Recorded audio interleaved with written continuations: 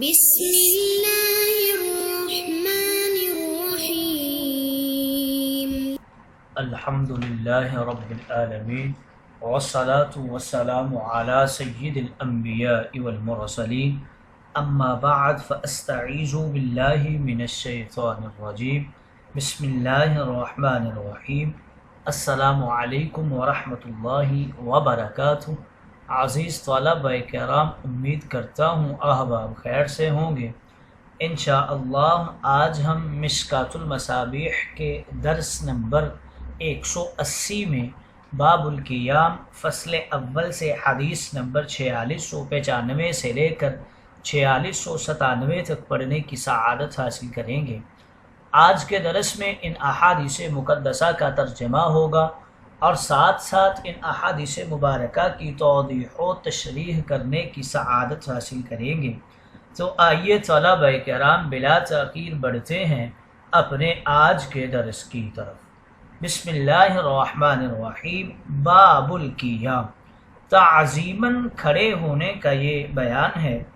قیام یہ کھڑے ہونے کے معنی میں ہے، لیکن یہاں مطلق کھڑے ہونے کی بات نہیں ہے، بلکہ کسی آنے والے کے سامنے تعظیم کے لیے احتراماً کھڑے ہونے کا بیان ہے.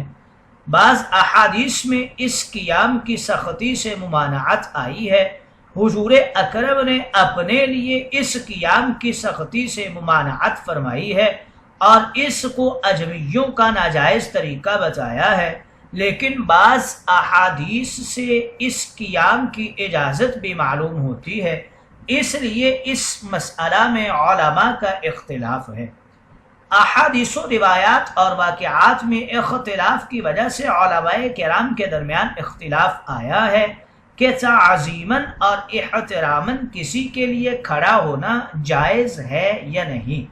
علماء کا ایک طبقہ اس طرف گیا ہے کہ کسی کے لیے احتراماً کھڑا ہونا جائز نہیں ہے، جبکہ دوسرا طبقہ علماء کرام کا کہتا ہے کہ کسی شخص کی آمد پر بطور احترام و اکرام کھڑا ہونا بالکل جائز ہے.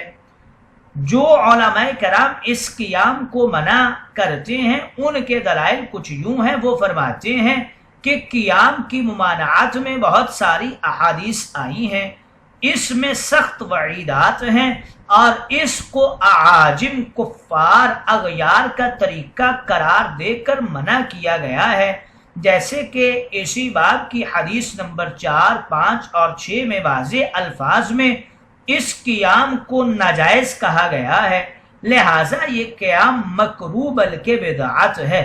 اور جو علماء کرام اس قیام کو جائز کہتے ہیں وہ حضرت سعد کی حدیث یعنی حدیث نمبر 1 جو اس باب میں آئے گی اس سے استدلال کرتے ہیں، جس میں الفاظ ہیں قوموا الی سیدکم. اسی طرح احادیث میں ہے کہ تاجدار انبیاء حضرت فاطمہ رضی اللہ تعالی عنہا کے آنے پر کھڑے ہو جایا کرتے تھے، حضرت اکرمہ کی آمد پر کھڑے ہو گئے تھے، حضرت عدی بن حاتم کی آمد پر تاجدار انبیاء کھڑے ہو گئے تھے. یہ سب جواز کے دلائل ہیں.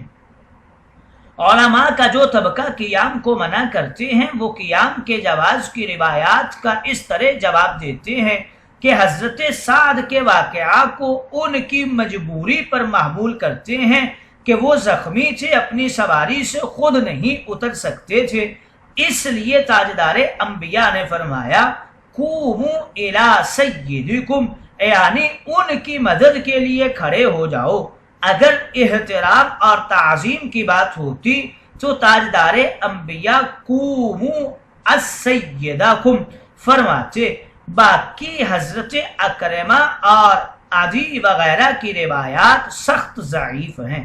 علماء کا دوسرا طبقہ جو قیام کے جواز کا قائل ہے وہ قیام کی ممانعت کی احادیث کا یہ جواب دیتے ہیں کہ تاجدار انبیاء نے عجمیوں کے طرز پر قیام کو منع فرمایا ہے اور وہ تو یقیناً ممنوع ہے، کیونکہ اس میں بڑا شخص مجلس میں بیٹھا رہتا تھا. جب تک وہ بیٹھا رہتا باقی لوگ اس کی تعظیم میں کھڑے رہتے، بلکہ وہ کھڑے رہنے کے پابند ہوتے تھے. اور وہ اپنی مرضی سے بیٹھ بھی نہیں سکتے تھے، اور مجلس کا وڈیرا اس قیام کو چاہتا تھا بلکہ حکم دیا کرتا تھا۔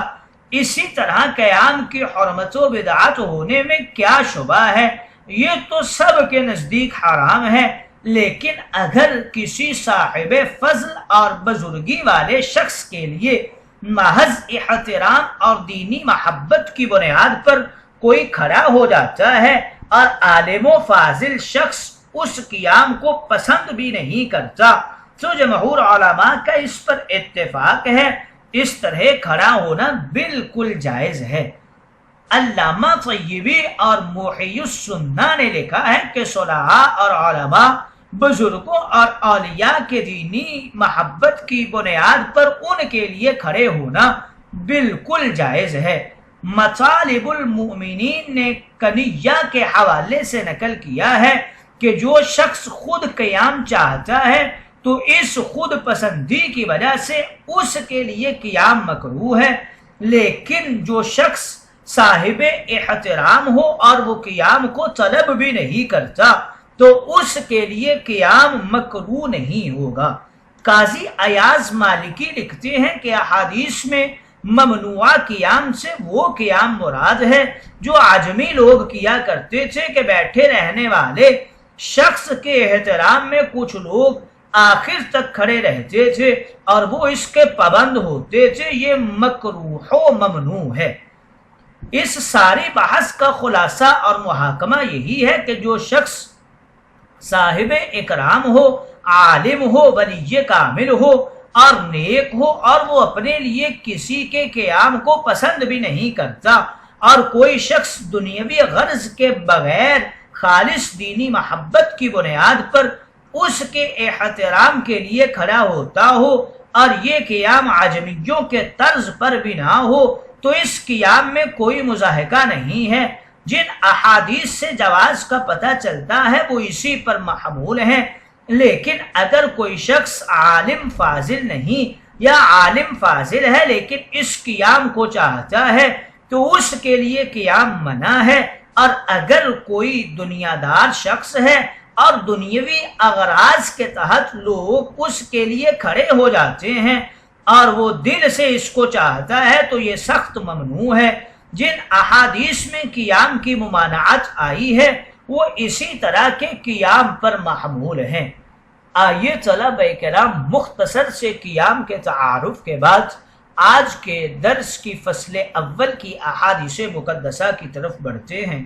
حضرت ابو سعید خدری رضی اللہ تعالی عنہ راوی ہیں، عن ابی سعید الخدری قال لما نازلت بنو قریظة على حکم سعد بعث رسول اللہ صلی اللہ علیہ وسلم الیہ وكان قریبا منه فجاء على حمار فلما دنا من المسجد قال رسول اللہ للانصار قوموا الى سیدکم متفق علیہ ومد الحدیث بطولہ فی باب حکم الاسرى۔ حضرت ابو سعید خدری کہتے ہیں جب بنو قریظہ حضرت سعد کے حکم ثالث بنانے پر اتر آئے تو رسول کریم نے کسی شخص کو حضرت سعد کے پاس بھیجا۔ اس وقت حضرت سعد بارگاہ مصطفیٰ کے قریب ہی موجود تھے، چنانچہ وہ اپنے گدھے پر بیٹھ کر آئے اور جب مسجد کے قریب پہنچے تو رسول کریم نے ان کو دیکھ کر فرمایا، اے انصار تم اپنے سردار کے لیے کھڑے ہو جاؤ۔ یہ بخاری و مسلم کی روایت ہے۔ اگلی حدیث مقدسہ کی طرف بڑھتے ہیں۔ حضرت ابن عمر رضی اللہ تعالی عنہ راوی ہیں، وعن ابن عمر عن النبی صلی اللہ علیہ وسلم قال لا يقيم الرجل الرجل من مجلسه ثم يجلس فيه ولكن تفسحوا وتوسعوا متفق علیہ۔ حضرت ابن عمر رضی اللہ تعالی عنہ راوی ہیں، کہتے ہیں رسول کریم رؤوف الرحیم آپ نے ارشاد مقدس فرمایا، ایسا نہیں ہونا چاہیے کہ جو آدمی جس جگہ بیٹھ گیا ہو کوئی شخص اس کو وہاں سے اٹھا کر خود اس جگہ بیٹھ جائے، البتہ بیٹھنے کی جگہ کو کشادہ رکھو اور آنے والے کی جگہ دو تاکہ اٹھانے کی حاجت نہ ہو۔ یہ بخاری و مسلم کی روایت ہے۔ بعض لوگ ہیلا بہانہ کر کے دوسرے کو مجلس سے اٹھا کر رخصت کر دیتے ہیں اور خود اس کی جگہ پر بیٹھ جاتے ہیں، یہ بالکل بھی جائز نہیں ہے۔ زبردستی اٹھانا تو اور زیادہ مکروہ اور ممنوع ہے۔ مجلس میں وسعت پیدا کرنی چاہیے۔ گویا اس حدیث مقدسہ میں اس بات کی طرف اشارہ ہے کہ کسی کو اس کی جگہ سے اٹھا کر خود بیٹھنا بالکل جائز نہیں ہے۔ اگلی حدیث مقدسہ کی طرف بڑھتے ہیں۔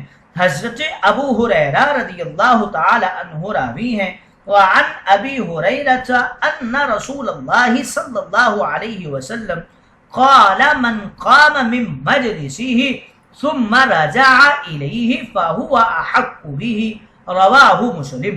حضرت ابو ہریرہ رضی اللہ تعالی عنہ راوی ہیں، کہتے ہیں تاجدار انبیاء نے ارشاد مقدس فرمایا، جو شخص اپنی جگہ سے اٹھ کر جائے اور پھر وہاں واپس آئے تو اس جگہ کا زیادہ حقدار وہی ہوگا۔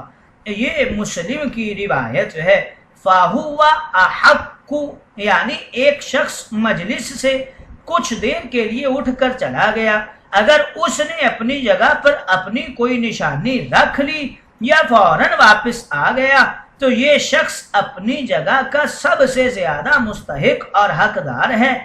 لیکن اگر یہ شخص دیر تک نہیں آیا اور اس کی جگہ پر کوئی اور بیٹھ گیا تو اب اس کا حق باقی نہیں رہا۔ اسی طرح اگر کسی شخص نے جگہ گھیر لی اور اس پر چادر وغیرہ رکھ دی لیکن طویل عرصے تک جگہ سے غائب رہا، تب بھی اس کی جگہ اس کے ہاتھ سے نکل جائے گی، اگرچہ اس نے نشانی بھی رکھی تھی۔ اس سے معلوم ہوا کہ مسجد میں کسی جگہ کو اپنے لیے اس طرح خاص کرنا بالکل بھی جائز نہیں ہے کہ اس پر کوئی اور دوسرا بیٹھ ہی نہ سکے۔ گویا اس حدیث مقدسہ میں مجلس سے کچھ دیر اٹھنے والے کی جگہ کے حکم کو تاجدار انبیاء نے ذکر فرمایا ہے۔